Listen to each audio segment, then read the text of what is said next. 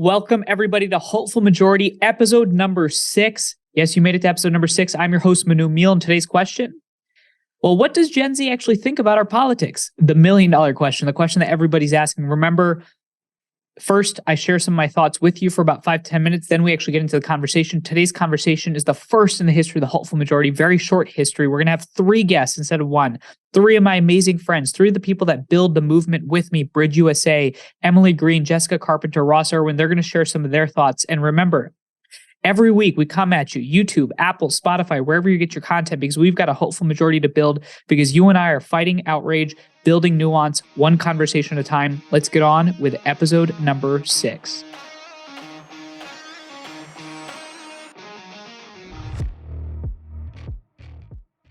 So what does Gen Z actually think? How do people in my generation approach politics, approach democracy? Where do we stand on all this? Well, let me start off with a giant disclaimer, a giant disclaimer. And you know that we're not the hopeful majority if we aren't already injecting some nuance into the conversation. I think one of the biggest problems in our politics is people in democracy in general, in our conversations, we represent groups and then make claims for the entire group, that we claim to stand for everybody. So the first disclaimer and the main disclaimer that I want to give at this top of the show is I am one young person, 24 years old. I'm probably on the older side of Gen Z. The conversation that is evolving in our politics, there's a lot of different folks in Gen Z. There's a lot of different diversity in Gen Z. There's a lot of different ways that we think about it. I do not speak for the generation. And I wish other Gen Z activists approached the conversation in that way, because I think we all need humility. So rather than thinking about what does Gen Z think, the frame with which I want to humbly present this case to you and the rest of this conversation to you is in the following way. Not what does Gen Z think, but here's what through Manu's meetings of thousands of young people across the country, here's what Manu's learned through meeting and going to hundreds of different college campuses. Importantly, here's what his amazing friends, we'll have Emily Green, Jessica Carpenter, Ross Irwin, people that are leading the movement, BridgeUSA, what is complementary to the hopeful majority. What do they think? That's the filter that we want to use to this conversation. So I want to give you a giant grain of salt at the start.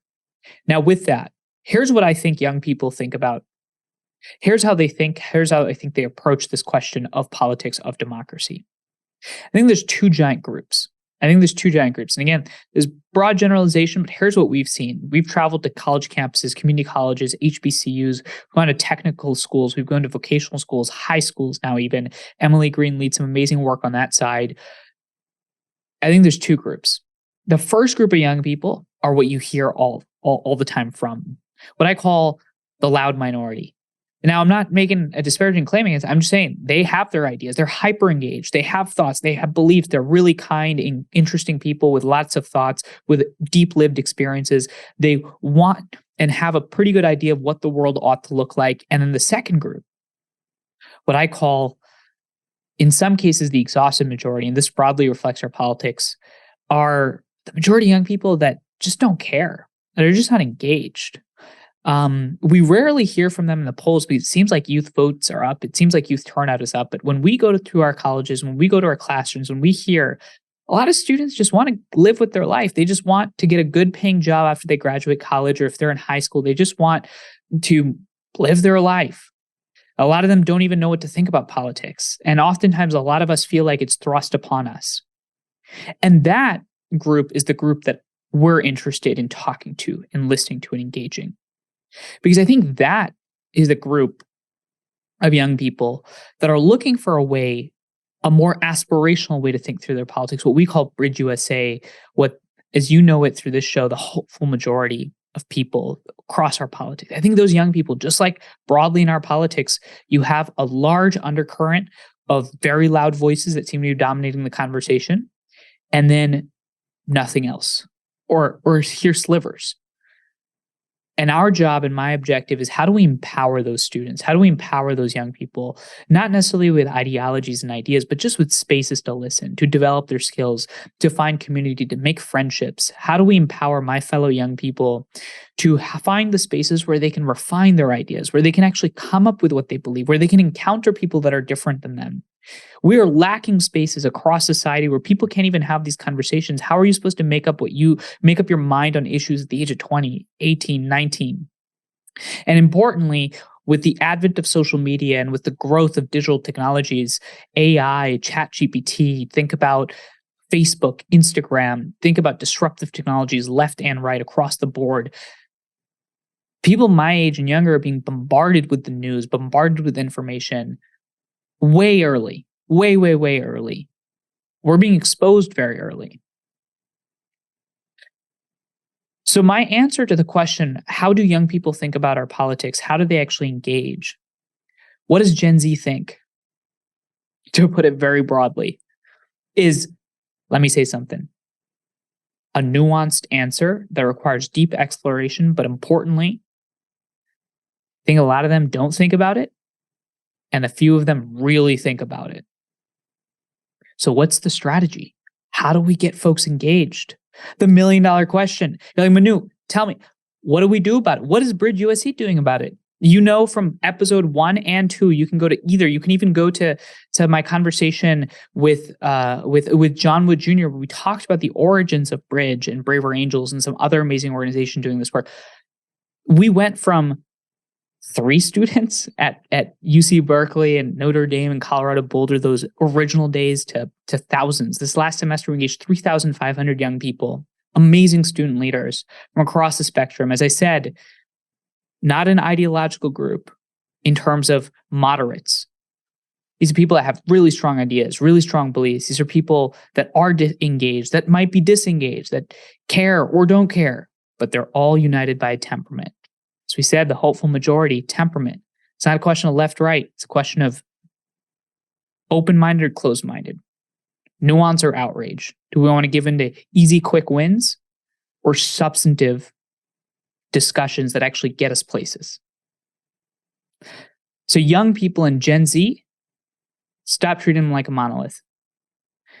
We are a generation of people that come from all walks of life, from different backgrounds, different states, different ethnicities, different ideological backgrounds, different family perspectives. We are from the right, we're from the left, we're from the middle. We are ready. That's the most important piece. I think people in my generation are craving an alternative. And the conversation that you'll hear next with 3 amazing fellow young people that I get to work with, the privilege of my lifetime to be doing this work with some people that I consider far more engaged, more interesting, more intelligent. It's a privilege. What you'll hear from them is nuance across the board. You'll hear from their experiences, where do they stand? How do they think about these political issues? This conversation is going to be fascinating because I think it's going to shatter some myths. And not just, myths that come out of nowhere. I think myths that are reinforced by loud voices. I think you'll hear nuance in terms of how we actually ascribe values to certain issues. So the most important thing when it comes to answering this question, what do young people think, is not a question of what they think. I think it's a question of how they think. And I think you have a loud group of people that are hyper engaged and a largely disengaged group of people that are either exhausted or just don't care.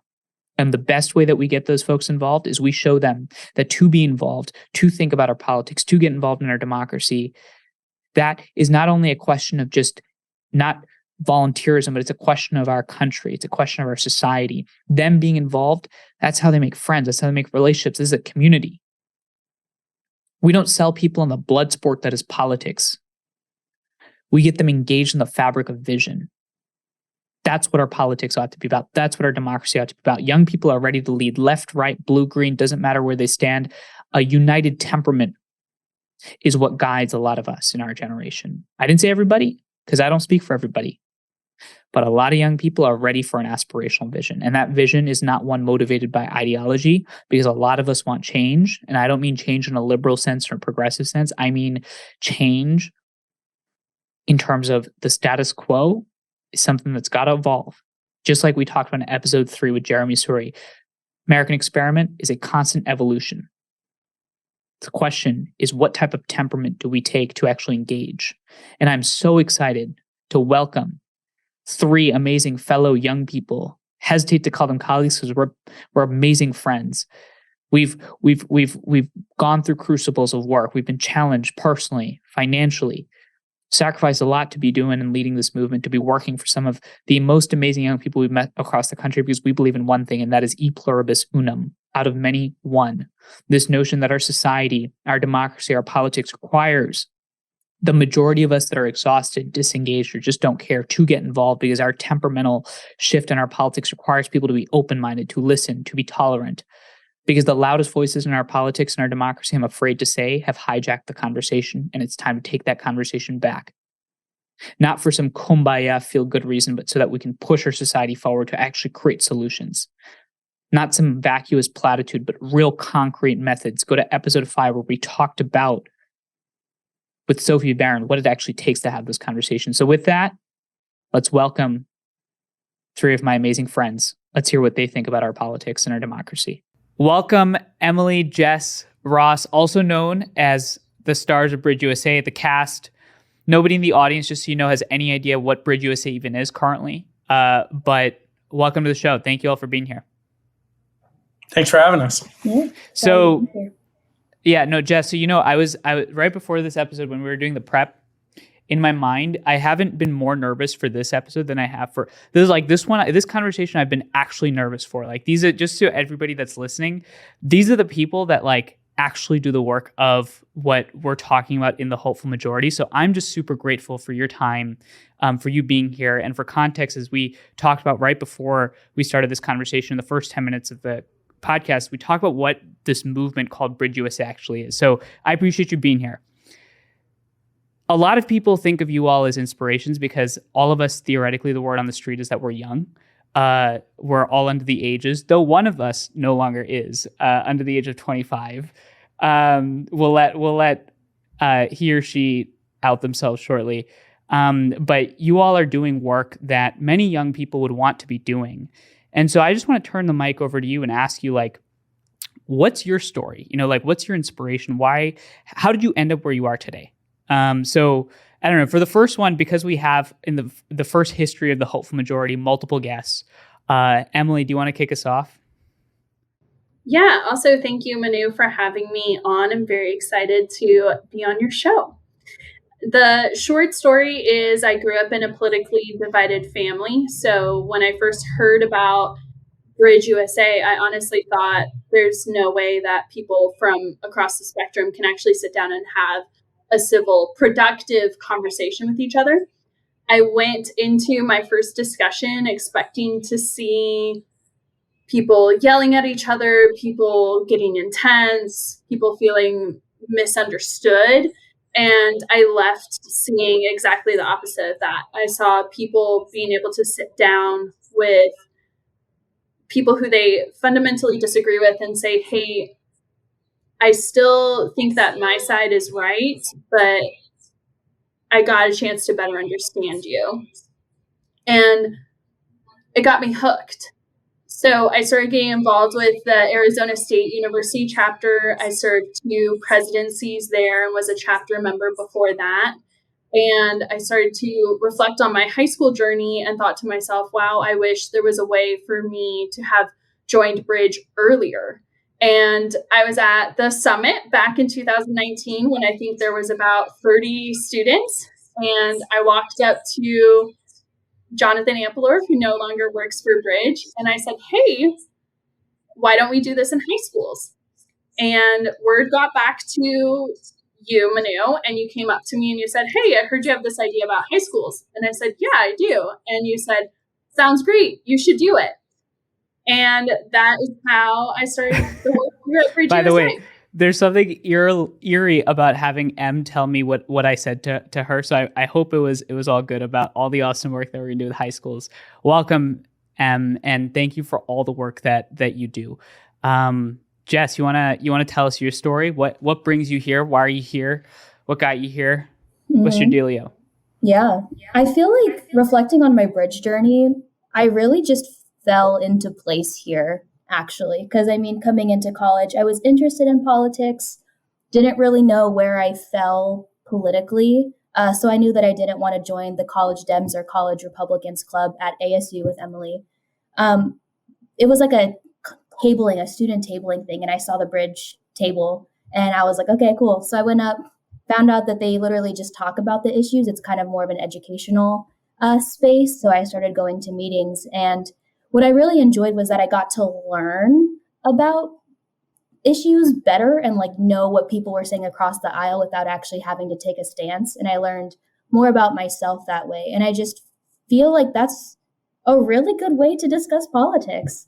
And so that's kind of what kept me going. And then how I joined the national team is I also went to a retreat or a summit in 2019 in Austin, Texas. And there's something weird happening at these summits. What it's like?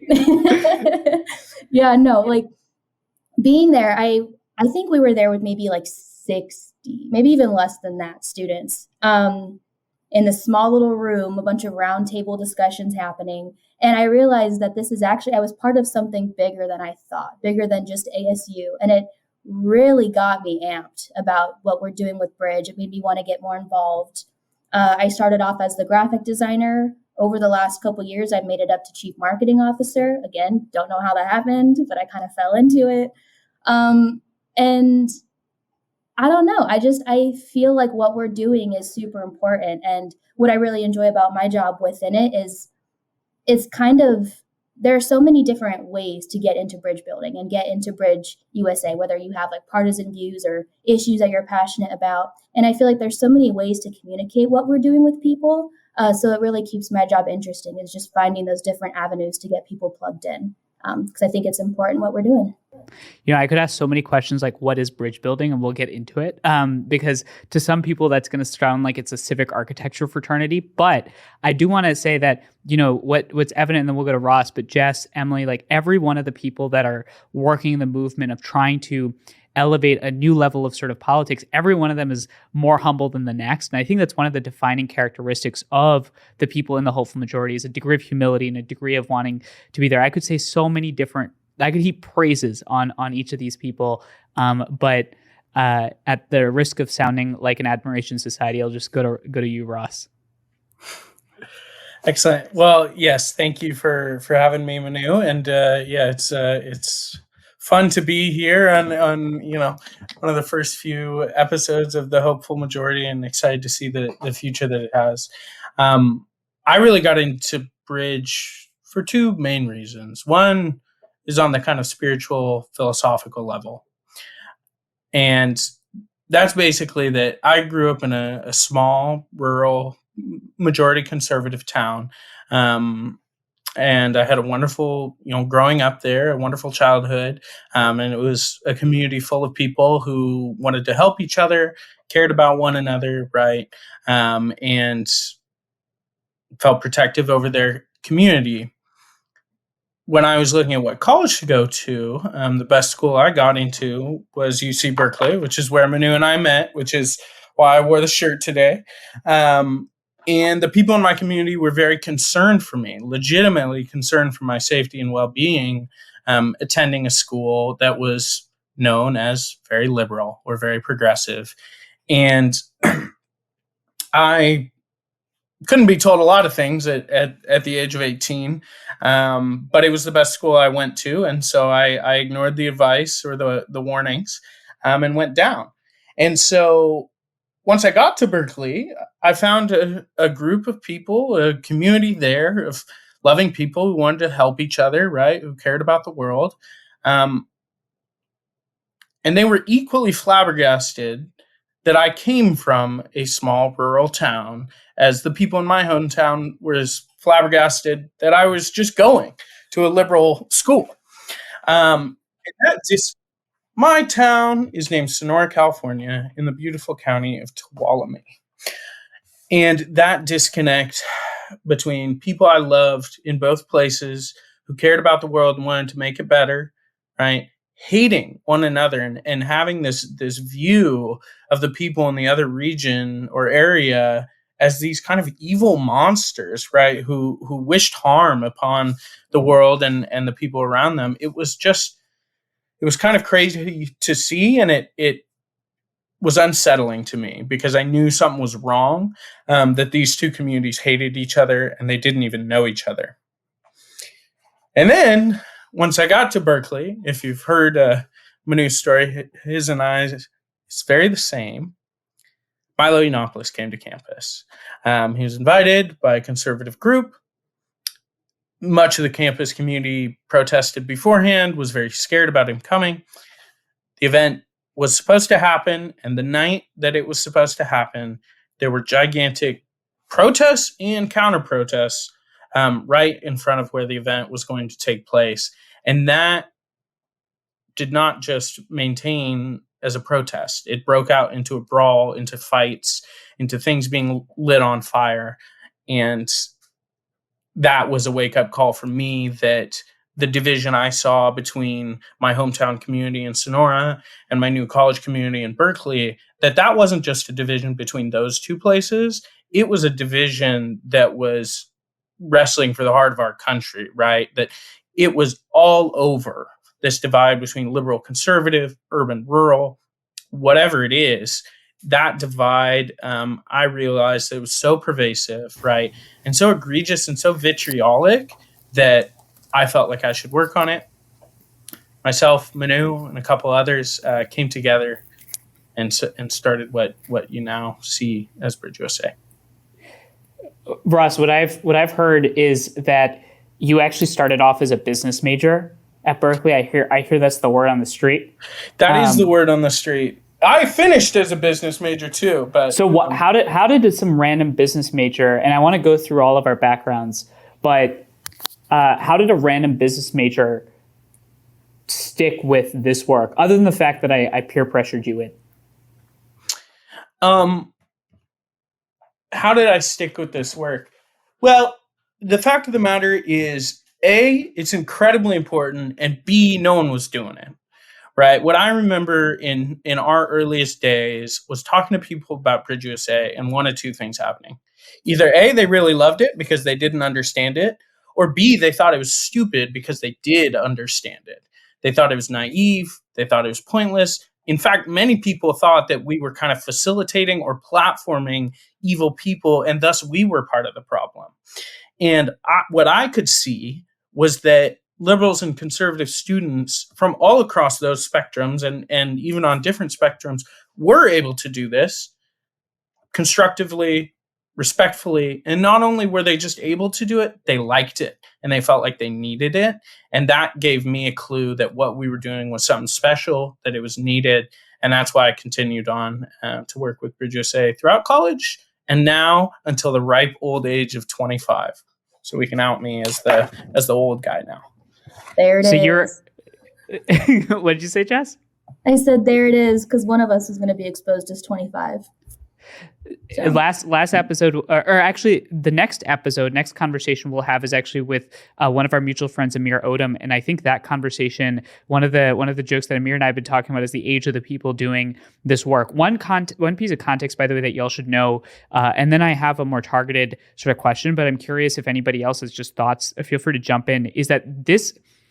We're having this conversation a week after 4th of July. Last week, we had our mutual friend Sophie Barron on, where we talked about some of the challenges with young people. Before that, we've had some amazing, interesting guests like historians on. We've had Isabel Brown on. We're going to have a lot of our students on upcoming. You know, there are so many different things that we could be doing with ourselves, especially at a time where the country's going through its independence. There's so many different things that we get asked to do. There's so many different pressing priorities on our time and our needs. Like, why this problem? Like, let's get real for a second. Like, why this?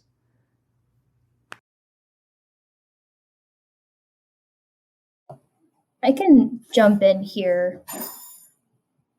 When I think about what else I could be doing right now, I mean, obviously there's issues that I'm passionate about. But if I were to think about going to an organization or a nonprofit or a department or anything that were to work on those issues, I would still resort to bridge building and like having discussions and trying to moderate the disagreements as my method of finding solutions or tackling those issues. And I feel like I've gotten that mindset from Bridge. And I just see that as the method of achieving goals now. that a lot of other people don't have that experience and they don't see that as a sufficient method of problem solving. And so I feel like before I can personally move on to actually go address and work on other things that I'm passionate about or interested in, I'd first like to show other people that it's also possible and that this is a good way to do it. And also, it kind of instills a little bit of hope in you, because if you go into a place where you think everybody around you is crazy, nobody's going to want to talk to you, you're going to disagree on everything, it's going to be a pretty bad work environment, and you're probably not going to get very far. So I feel like that kind of solves both problems for me here, or addresses them here. Two quick questions. One, what is bridge building? And two, what are some of the issues that you actually care about? So bridge building, in my opinion, means basically agreeing to come together and just talk and work together. You don't have to agree on everything or anything besides maybe how necessary it is that something needs to be done about a certain issue. You don't have to compromise your views. You don't have to change your mind. It's just agreeing to come and just open that that line of communication between people, and just see where it goes. The issues that I care about, definitely the environment. I'm very passionate about that. Women's rights, human rights, stuff like that. But when I'm talking about like what I would want to do next, I think a big thing that a lot of young people care about is the environment and having conversations. I've heard so many different solutions from people across the aisle. And again, they are only able to talk about those, and we're only able to implement those solutions through bridge building and opening that line of communication. So that's why I see this as a first step. You know, Emily, you mentioned a little bit earlier that you were somebody that attended the summit, then got interested, and then started working with sort of a lot of the high school work. Like, what are some of the issues that you've heard students that are not even in college yet talk about that are of interest to them? And importantly, just, you know, what are some things that you actually care about? I think what I hear from the high school students, issues that they care about is environment is a key issue. I think also just like this fear of, oh, Gen Z might be the first generation that isn't better off than the previous generation. I think that's something that, like, we have high school students who are deeply concerned about what their future looks like in America, and this idea of, is the American dream dead? Is there any hope to living in America anymore? I think also an issue that high schoolers genuinely care about a lot is gun violence in America right now, with mass shootings happening in high schools more frequently in this decade than they have in any other decade. I think that is a huge concern and something that is very top of mind for them as they're in high schools currently right now and being directly impacted by that.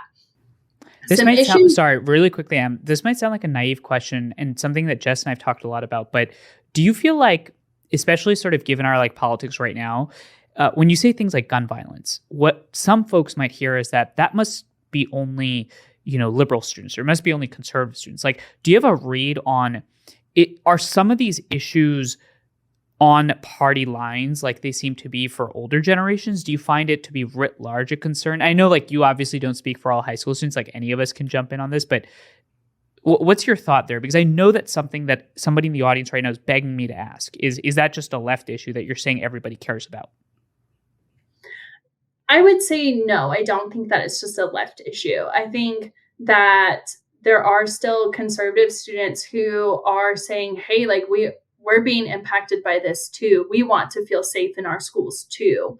And I think that where there's a lot of frustration that I hear from students is that it feels like, unfortunately, each time there is a school shooting, we have this broad mass, conversation about, like, what do we do next? What are the next steps? And then it feels like no action is taken. And when I say no action is taken, I mean for both, like, people on the left and people on the right. We don't, come up with any kind of solution. We just stay the same. And I think that's where, honestly, high schoolers begin to feel really apathetic. And I know that there are a lot of high schoolers who vote, but they're not necessarily ones who are 18, of course, but there's not necessarily an excitement to vote because they also feel like the options being presented to them aren't quality candidates who they necessarily want to vote for. I hear a lot of the high schoolers talking about how they feel like now it's more they're voting against somebody than for somebody. By the way, what's really odd about this is we're saying the high schoolers. I feel it makes us suddenly seem so much older than everybody. It gives me a massive existential crisis. Ross, you made a face when Em said there's no action being done on those issues. Like, is there a reason why you made that face? Yeah, I mean, it's miserable. Specifically on the topic of gun violence, to watch this country, America, try and have a conversation about darn near anything. Like it's terrible to watch because people die, students die, kids die, something bad happens, and the right has got their talking points, their solutions they want. They say all those things. The left has got their talking points, their solutions. They say all those things. They then fight about that for somewhere between 3 and 7 days, as long as it'll get clicks and likes in the news cycle. And then we're done. And, a couple months go by, same thing happens again. Israel-Palestine was very similar when tensions were hotter over there about 6 to 8 months ago, having the same conversation. No progress made. And I mean specifically within American discourse. I don't claim to be able to fix that issue at all. But the problem is that within American society, there is no skill of being able to talk with those people you disagree with, to learn from them, to be curious about them, to even develop some shred of respect for people who vote differently than you. But why do you think that is? Like, honestly, Well, why, like, I don't even mean from Bridge standpoint. Like, why do you think we talk about this a lot? Like, almost every late night conversation we have in our apartment ends with like, the only way we can bring the country together is like go to war. Like, why? aliens, why do you or aliens? Like I know Jess and I talk about this on the marketing front. Well, I think the incentives for our media and our politics are terrible right now. And I think they specifically incentivize outrage and anger, and they have no incentive for solutions, right? Like, I don't remember the exact number, but I think there were over 100 bipartisan bills passed in Congress, over the last 2-year session. Did you hear about them? No, never, right? But we can't come together on the budget deficit bill, right? Or the spending bill, raising the debt ceiling, excuse me. So we're going to hear about it for 2 weeks, right? And all the time there are bills being passed, bipartisan bills on climate, right? And saving American lives and figuring out things like the CHIPS Act, right? About American manufacturing that have a lot of bipartisan support. Nothing, right? But there's a fight to be had, and that means more clicks, which means more ad revenue, which means better bottom lines for media companies. Additionally, politicians, if you can enrage someone, you can get them to tweet about you, right? Or post about you on social media, to donate to your campaign, to say, hey, here's this person that really defends, what it means, what I think it means to be American, whether that's left or right. It's just incentivized for them. And the final thing I'll say, and I hate to hear this, and I hear this a lot. I talk to people who are in the policymaking world, right? Live on Capitol Hill and work on Capitol Hill. And they're like, well, I don't know how necessary BridgeUSA is. Actually, we work together well when it's behind closed doors. And that's the saddest thing ever, because it means that our leaders are practicing bridge building and compromise and conversations with people they disagree with, right? But they're not showing anyone else because it's unprofitable and unpopular to show that, which means these skills are there, but the incentive structures as far as media and politics are terrible and only incentivize division and anger. I think, Ross, that's the reason why we do this work. Not to speak collectively to everybody, but from my own lived experience, is because, we can sit back and be like, oh, political polarization has bad consequences. But I think what the consequences are is we're seeing people not be friends with people that vote differently than them, not even, even engage with the idea of potentially dating someone who has a different political affiliation than them. There was recently a study that said, I don't remember the exact statistic, but it came out and said that people wouldn't dorm with someone who had a different political affiliation than themselves. And those are the consequences of political polarization and these bad incentives and politicians putting up a front of polarization, but not actually behind the scenes, they're okay to talk with someone across the aisle. The consequence is that people are being isolated from each other, from their neighbors. There's not a lot of camaraderie or community in current American society outside of your political tribe. If you are in your political tribe, then you have community in there. But once you leave outside of that bubble, then it's kind of become a dog-eat-dog world where people don't trust each other.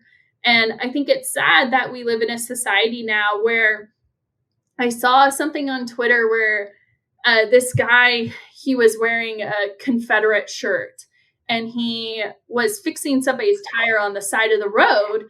And this person was just shocked that somebody wearing a Confederate shirt would help someone change their tire on the, side of the road. And I think, I'm not saying that I side with this man at all.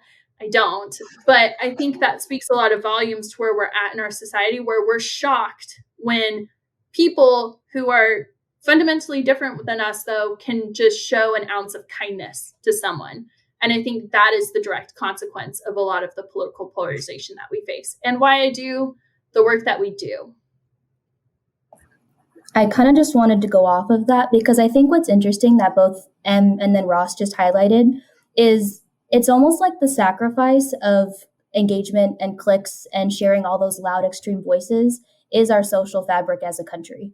Because you can no longer, how Emily was saying, go to a neighbor and trust that they're going to be kind to you.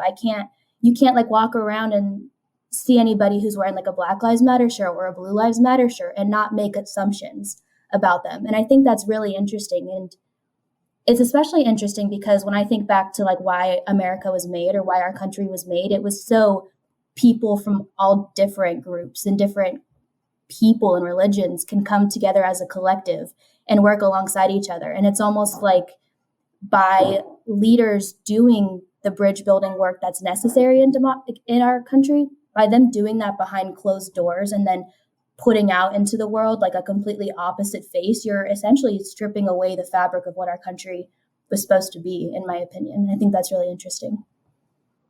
Well, and the worst part about it all is, as we know here who do this work all the time, majority of it's fake, right?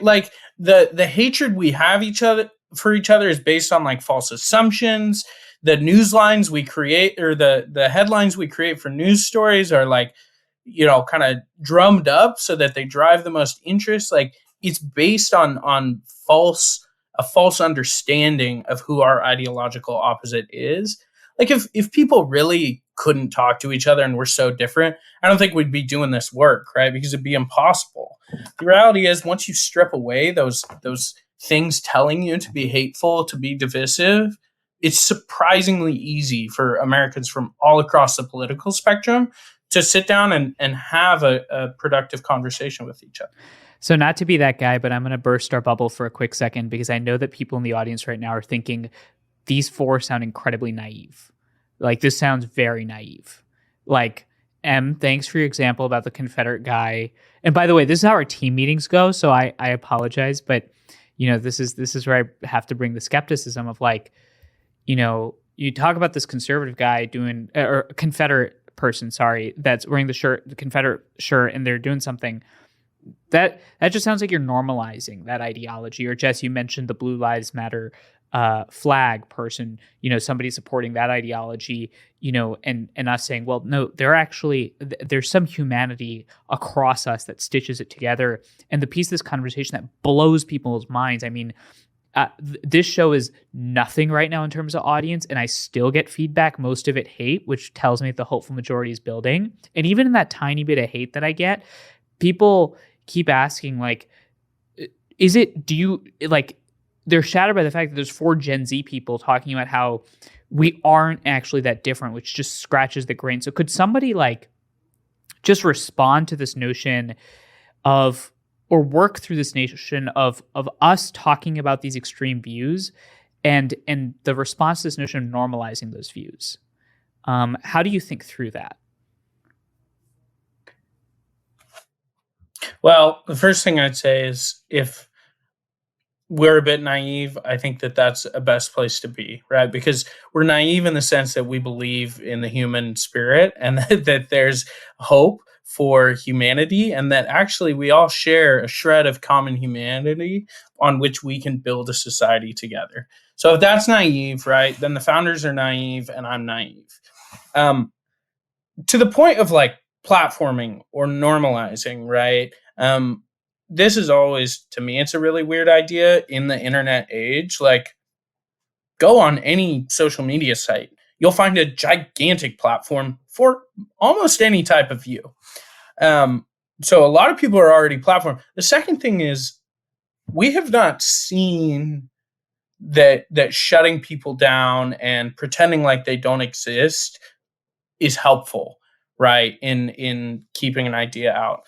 I'll use, something like white supremacy, right? This idea that white people are better than other races. That was an idea in the 20th century that had a lot of popularity, right? And we shut it out for a long time. It's still back, right? It's back. It's always been there. Now it's just more out in the public light. And so even with the most extreme viewpoints, you can say like, oh, we're platforming them. The reality is they have a platform, right? And that these ideologies are not extinguished. So if you have a viewpoint that you think you hate and is abhorrent, right? Pretending like it's not there and not giving it any light isn't doing anything to disinfect, right? But don't you think that giving it the light, like some people would argue, right?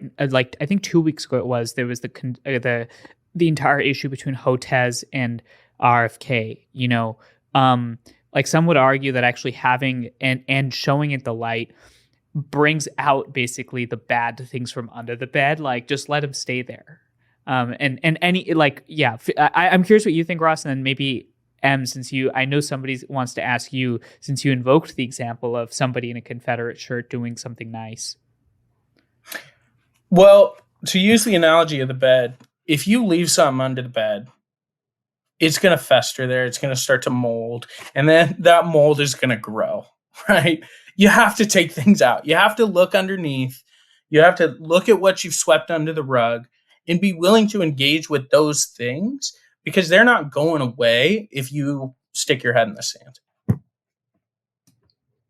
Something that I would also say is we, as a country, as America, we live in a pluralistic society. So there will always be individuals who you disagree with strongly. And there will be individuals who disagree with you strongly.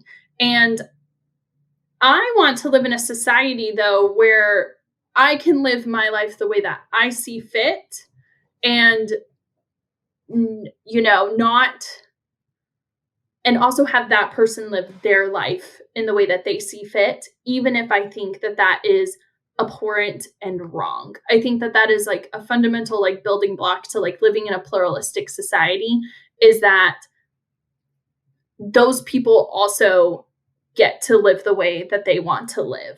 Now, if they're like making, threats and like violence of threats, that's a different conversation. But if they are just peacefully living their life in a pluralistic society, which we do live in America, it is their right to live the way that they see fit, just as much as it is my right and all of our rights here. So that's the first thing that I'll say. The second thing is that I strongly believe that there are good ideas and there are bad ideas and there are like good concepts of how society should run and there are bad ideas and concepts of how society should run. And the only way to necessarily like fight these like bad ideas is with better ideas. And how do we do that in the public square? Through debate, through having conversations. So the best way to talk about maybe some things that people think are wrong about what RFK Jr. is saying about vaccines is to refute his science with better science. It's to come to him with articles that are saying, hey, maybe you have this point right, maybe you have this point wrong. On this topic, I recently just read an article that Vinay Prasad wrote about it. He is a doctor, he's a medical doctor, and I believe he's also an epidemiologist. He's an epidemiologist, yeah. Okay, yes. I just know all the Indian people. He's great. He's fantastic. But what he did is he took the claims that RFK Jr. was making on Joe Rogan's podcast and he said, hey, this is what I think he got right. And this is actually what he got wrong. And here's why. That is, in my opinion, the best thing that we can do with any kind of idea is actually to engage with the idea and to say, hey, I can see, or like, I'm trying to see where you're coming from, but have you ever thought about this? We will never change people's minds and perspectives by shutting them out from society. Again, this is under the pretense that they're just living their lives. They're not threatening anyone with violence or anything like that. If we actually want to progress as a society, I think it's by engaging with people who we think have bad ideas and potentially showing them a better idea to change their mind. And you can only change someone's mind when you engage with them in a respectful way. Nobody's going to change their mind if you're, yelling at them or trying to shove your ideology down their throat.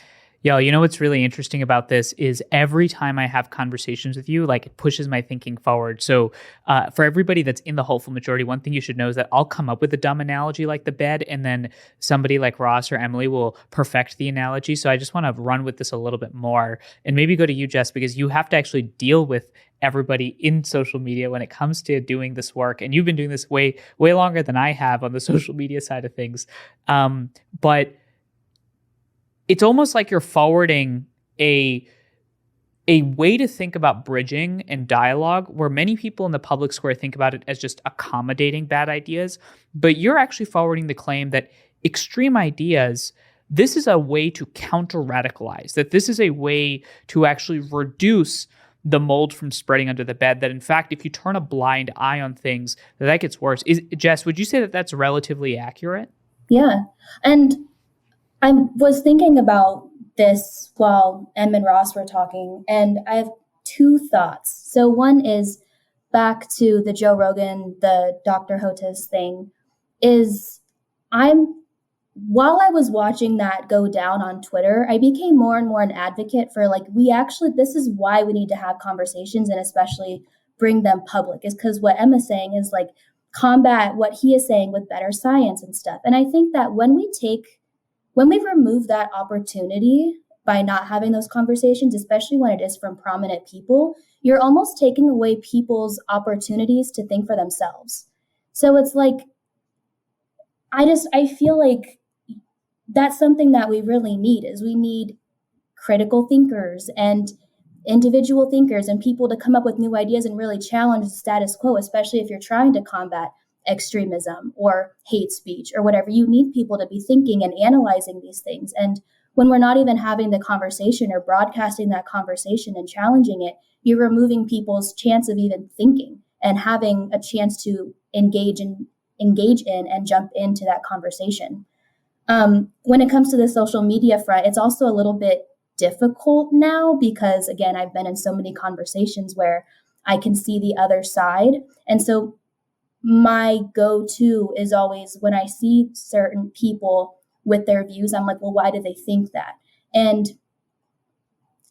with the society that we have now, with the politics that we have, the social media that we have, it almost forces people to choose sides, or it does force people to choose sides. And oftentimes, the sides that you're forced to pick between are the ones that are characterized by the loudest, most extreme voices, because the rest of us don't really have a voice because we're not engaging enough, or we're not enticing enough, or emotional enough, or whatever in our arguments to warrant media coverage. And so again, with like the Blue Lives Matter shirt that I had, is I feel like people felt like they didn't have a space to voice their opinions or to even have a conversation about where do police fit into this and how can we make it better or whatever. So they automatically have to go to a side that's championing them and showing that they support them. And so that's what pushes people to the fringes. And ideas a lot, in my opinion. When you actually talk to people who you would say are extreme, there are definitely people who are extreme, but there are also people who are there because they had nowhere else to go,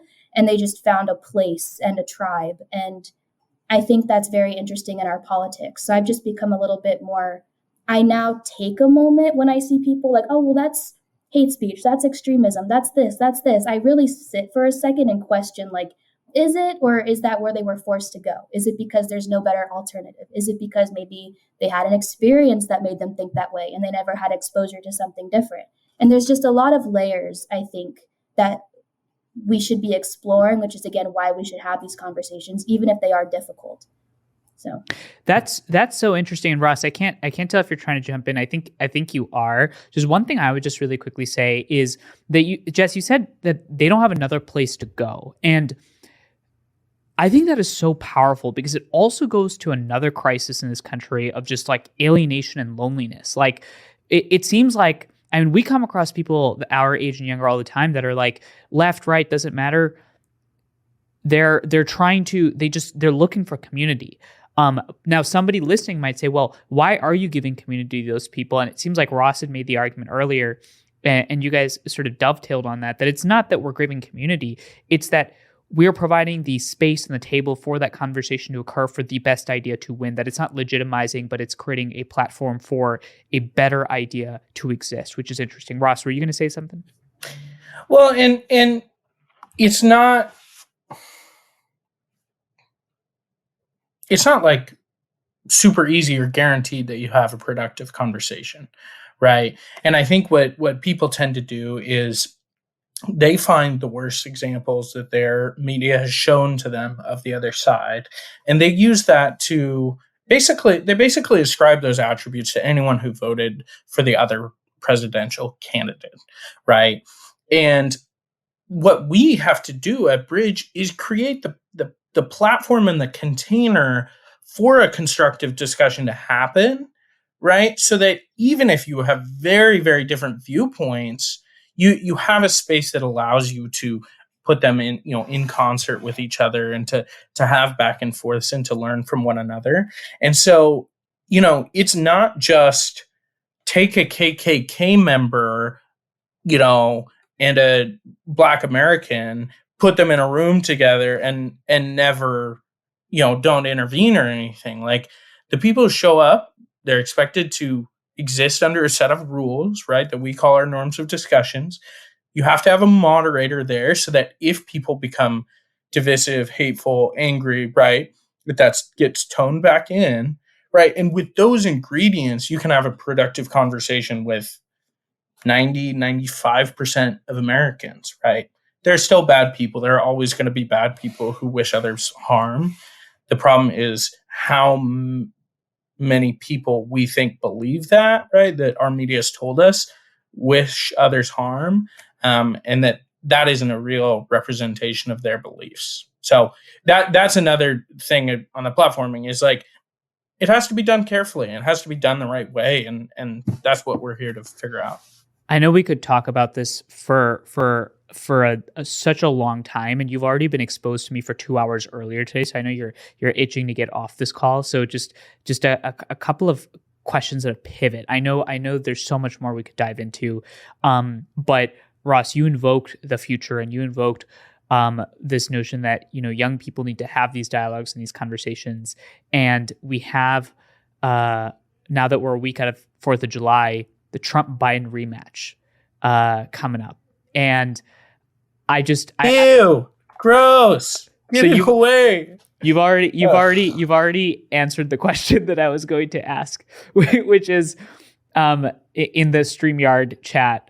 But basically, and yes, for anybody wondering, because this is unprecedented in the history of Hopeful Majority, 3 guests instead of 1, 3 stars instead of 1 star, we are using a chat on the back end, and Ross just discovered that there's a chat. So putting that aside for a quick second, one word to describe your reaction to the upcoming, likely, we don't want to be eating crow. Maybe it might change. You never know. But currently, as of today, I think, again, July 4th last week, one word to describe how you think about the Trump-Biden rematch. Jess, you want to go first? and we'll just go in a quick circle. My first word is what the F word, and then second is why. Just why. So, do you want me to explain? Okay. Emily? Sad. Ross? Disgusting. No one's excited?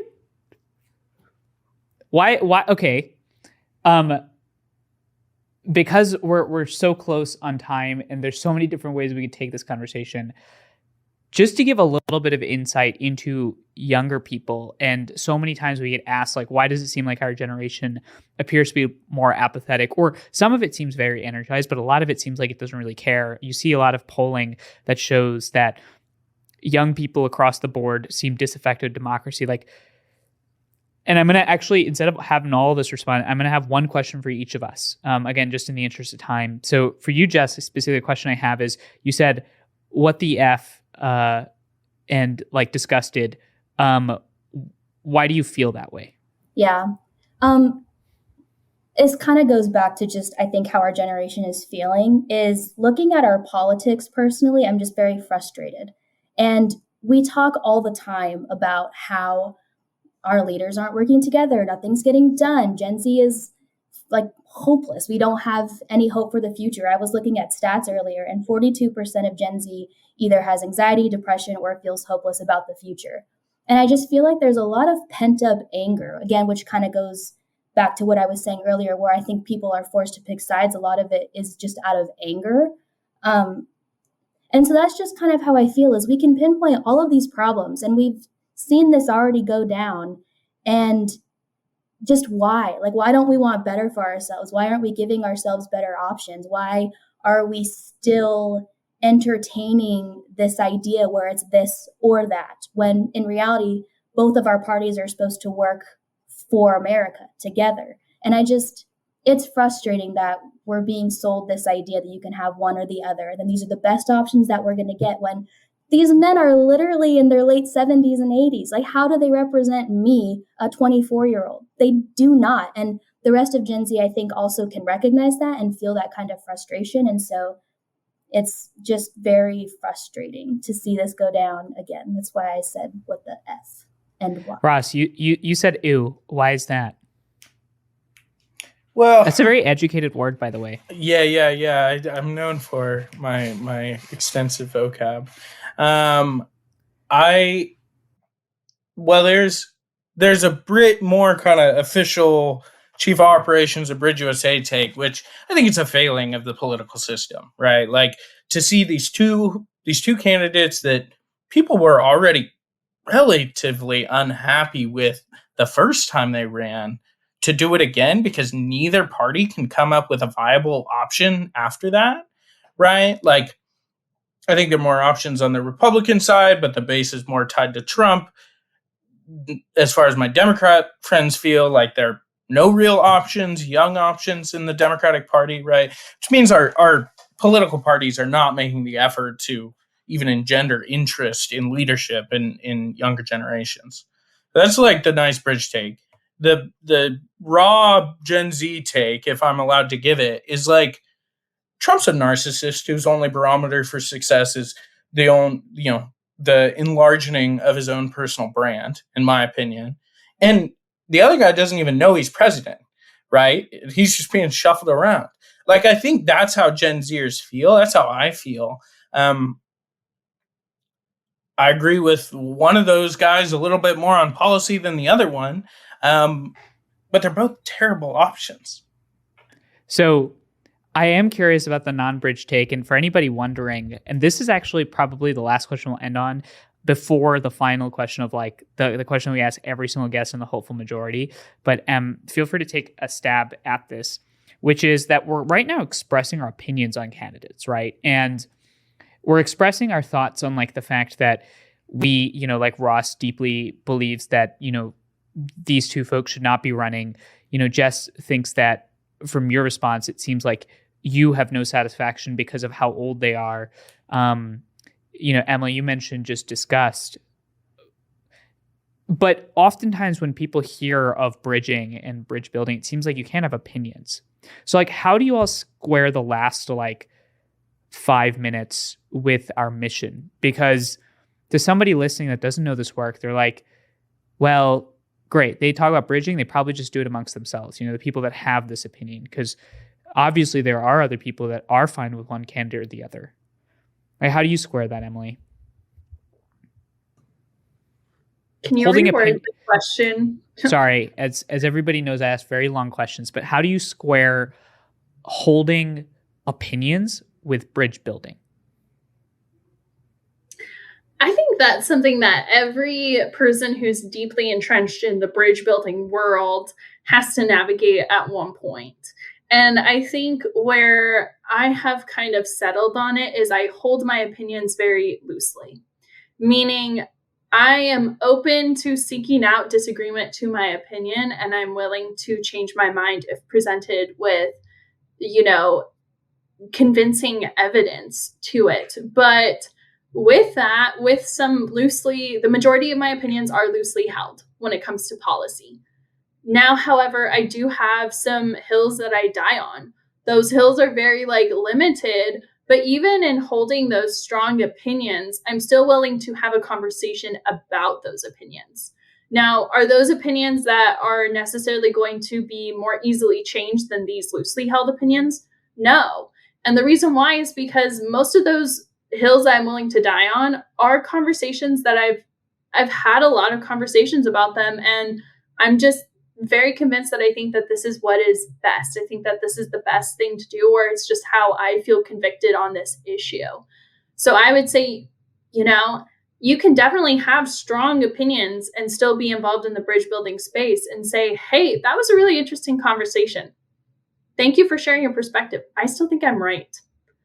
That is totally okay to say in bridge building. And I think that that's kind of how I've come to answer that question of I can have opinions, but there is a dividing line. There's some opinions that I know maybe I can be shifted on. And then there's other opinions where I'm like, wow, if I do shift on this opinion, it will have to take like an Everest amount of evidence or a really life-changing event to get me to change my mind on those really things. Quickly, when you do engage in a conversation on one of those things that is like a quote unquote hill to die on for you, do you still find value in that conversation even if your mind doesn't change?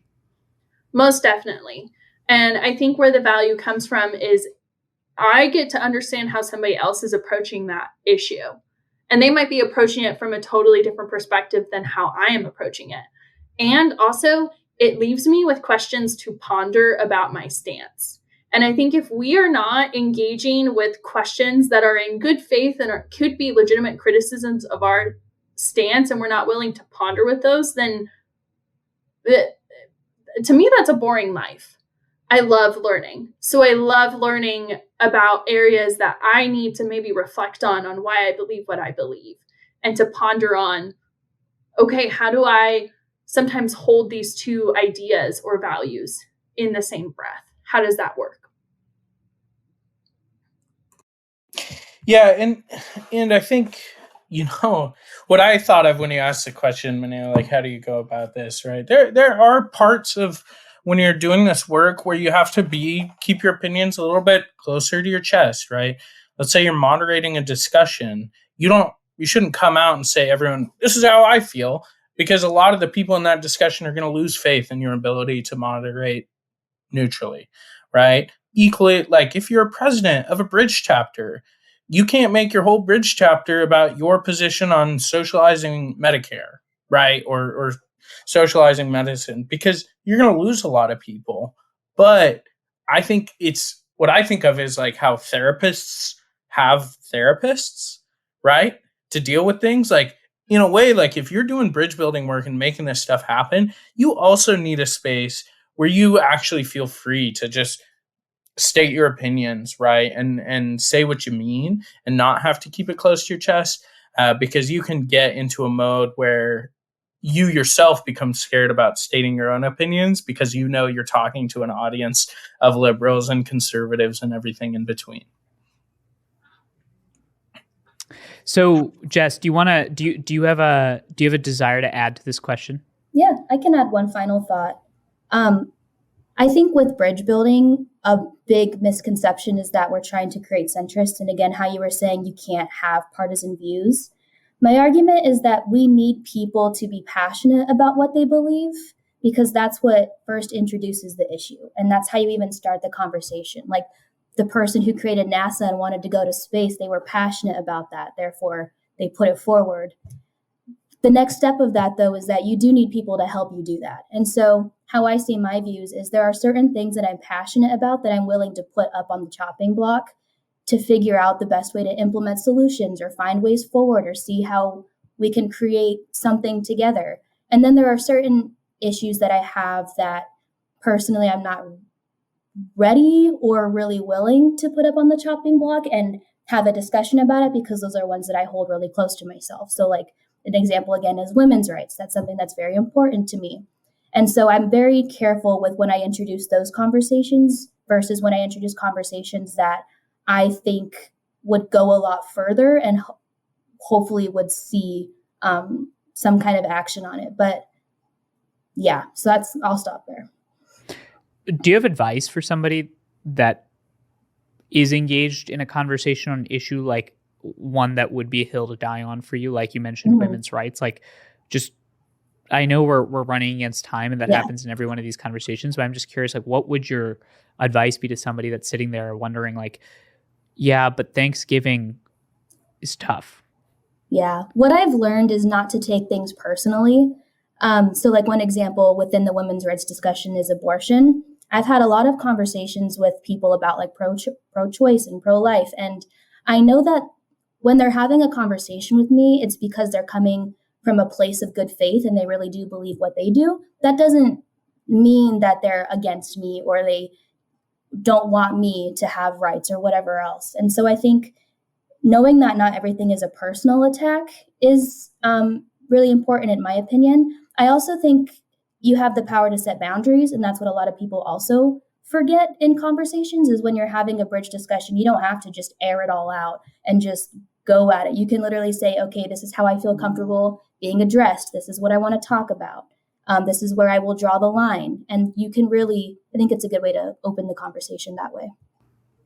Okay, so go ahead. Go ahead. Can I add like two pieces of advice too? Is you don't always have to start off saying what you believe. You can ask more questions to try to figure out what that person believes and, you know, kind of guide the conversation through questions. That way, then it's not, at least I find in some conversations, that's not as intimidating for me. Because then it's just more of like, I'm curious about what this person thinks. And then I can just ask a question to them and hear what they have to say. The other thing too, that I would say is you don't have to always have a bridge conversation with every person.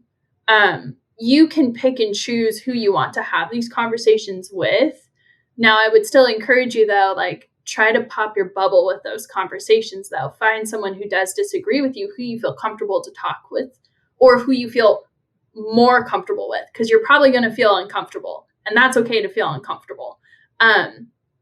But not everyone is necessarily going to be the best candidate to engage in with a political discussion or with specific topics too.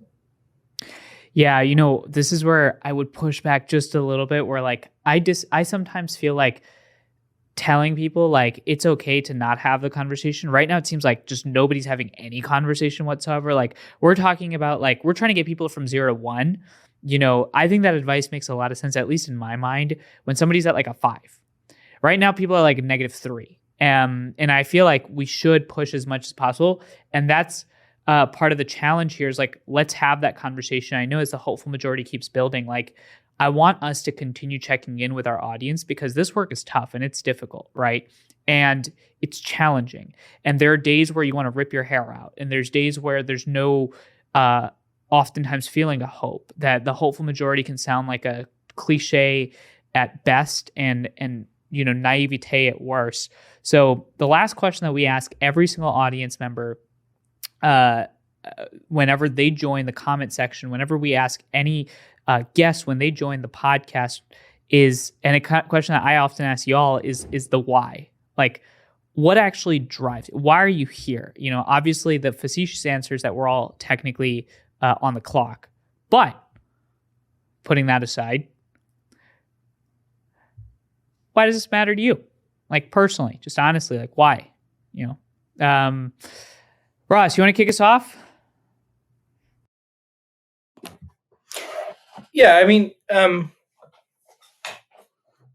there are almost no other problems that are going to be solved unless this problem is, right? And so it's arguably the most pressing problem in American society. And not nearly enough people are doing it, right? Like it's a hard problem to solve, but it's an important problem to solve. And more people are doing it. When we started back in 2017, you remember how little there was going on out there. And we see more and more each day, students getting interested, not just Bridge students in other orgs, right? Older people getting interested, more interest from kind of classically powerful figures in the media, in politics, right? We start to see this momentum building.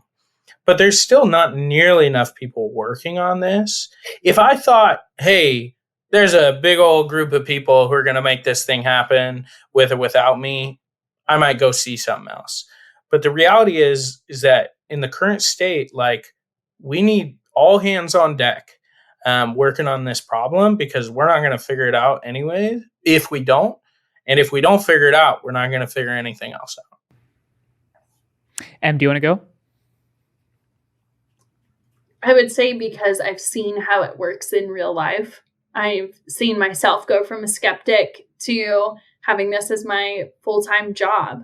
I've seen high schoolers realize that they can talk to other students who come from different backgrounds or are thinking about voting differently than they do, or have parents who are really strong partisans on the opposite side of the aisle. And I would just say that I think because it matters. I think, not to like completely echo what Ross is saying, but if we as a society cannot get back to a point where we can talk to each other, try to be curious about each other's thoughts, as like Monica Guzman talks about a lot in her book, but just willing to like engage with others in good faith, I don't think any of the problems that we're facing today will be solved.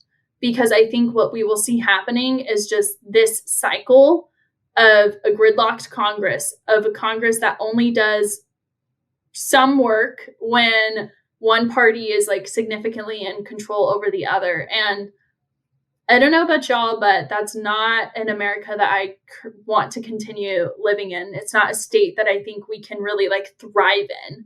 So I think because one, I've seen bridge building actually work. And then two, because I think America deserves better. I think America deserves to thrive. And I think that we as a generation have to start changing that and be willing to be a little uncomfortable to have these conversations. Yeah, America deserves better. And we're all on the front lines of that fight. Jess, you wanna wrap us up? Yeah, I don't have a better answer than what Em and Ross just said. So I guess the third pillar that I would just add is why I think this is so important is really from a community aspect. There are times just this week watching like the Titanic submarine thing where you just feel very overwhelmed by everything going on. And you feel like everybody is just insane and they're crazy. And it's very consuming. And then when you actually just turn all of that off, you realize that not everybody is like that. And there actually are, most of us are normal. Most of us are pretty sensible people. And that's just, it's a really nice, fresh breath of air in the insanity of everything. So I think it's really important just to maintain that sanity, and then also to understand that there is like a community here. Yeah, just I think everybody could right now. I hear them listening to this, just snapping to that, because how could you possibly disagree? I mean that seriously. I think what you resemble and what you're working on, what we're collectively working on, I mean, that is basically my why. People oftentimes ask me why I do this work, and it's because I have the privilege to do it with people like you, and I don't take it for granted at all. It means a lot to me that you'd spend an hour with me, especially when those bridges aren't going to build themselves. And people might be digging tunnels right now. We don't know. But I have deep gratitude for y'all. So thank you so much. Thank you for being on The Hopeful Majority. And for everybody listening, we've got a hopeful majority to build. Wow, what a conversation, what a dialogue. 3 of my amazing friends, 3 leaders that are actually building this hopeful majority alongside you. They're evidence, I'm evidence that you can get involved, you can fight outrage too, you can build nuance in your local communities, in your places. Remember, leave a like, subscribe if you're on YouTube, leave a review on Spotify, Apple. We need that support because we've got to incentivize people to be hopeful, to be nuanced, to be optimistic, to be idealistic in their thinking, and importantly, to be open-minded, because we've got a hopeful majority to build. Next week, we're going to have Amir Odom on. See you then.